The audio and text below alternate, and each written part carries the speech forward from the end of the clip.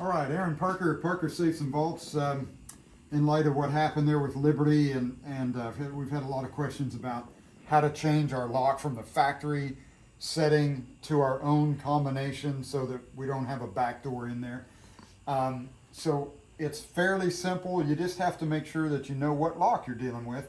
Most locks, most of the Sergeant Greenleaf and then these big red locks, they're going to be the 6700 series. So they take a change key that looks like this, and it'll say on the packaging on the key, when you order a key, it should tell you what it is. But if it doesn't go in and click, then it's probably the wrong key. It should go in, I'll show you in a second, but it should go right in and then a positive click. So the first thing I like to do, you have to know your old number, but the first thing I like to do is to cover up this. This is called the opening index right here at the top at 12 o'clock. So if we just cover that up, I know it seems crazy, but our eyes don't gravitate towards it now, all right? Because what we want to do is we want to run the old combination on this changing index. So on this safe, our old number is 598046. So I'm going to run, extend the bolts here.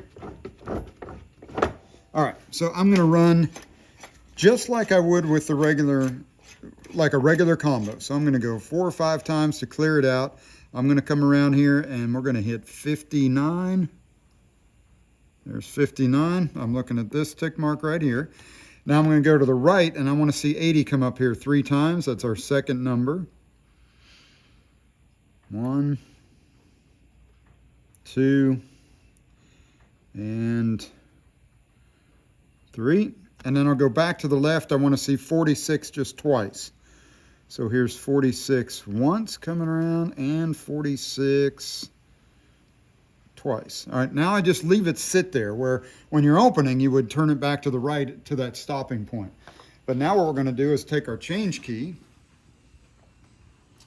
and we have to take the door panel off. And on an American Security, you have a bunch of these little screws, and then they hold on these little buttons, little decorative caps. All right, so we take all those out, take the door panel off here. Looks like this.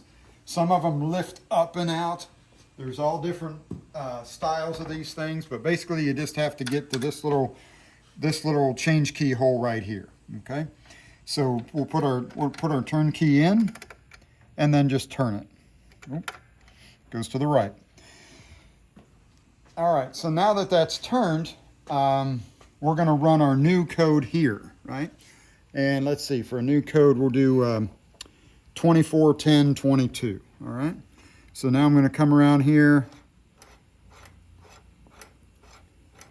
4 or 5 times. I'm going to stop at 24. It's our new number, 24. And then 10 once, twice, 3 times, and then 22 once, and 22 twice. And then a good idea is just to back this off 10 degrees. That way you don't bump anything when you take your change key out. So now we're going to take our change key out. It just turns back and pulls straight out. And then our combo now should be right up here. So 241022 is what we set it to. So we're going to run it like regular now. 24, and then 10 once, 10 twice, 10 3 times, 22 once, 22 twice, and then back to the stopping point, and we're in. And what you would want to do, like I'm confident that took, and that's correct, but I would still check it 3 or 4 more times before we ever shut the door, all right? On our website, you're also going to find an instruction sheet here, and you'll notice some little nuances here. You want to have numbers usually going from high, low to high, and we also want to avoid your third number, your last number, being between 90 and 99 and 0 and 10. So if you just imagine setting your dial at 0, anything in this window, maybe a little past that, but anything in that window, we just want to avoid that on that third number. Other than that, you can basically pick any numbers you want. But a little caveat here, always figure out what lock you've got and use the instructions for those. There are some nuances, a little bit different, but as long as you do everything like that and you don't take that key out until you're confident that you set the code you wanted. In other words, when that key's in there and we're changing, if we mess up, just start all over and do it right. And then when you're confident that you got it, then you take your key out.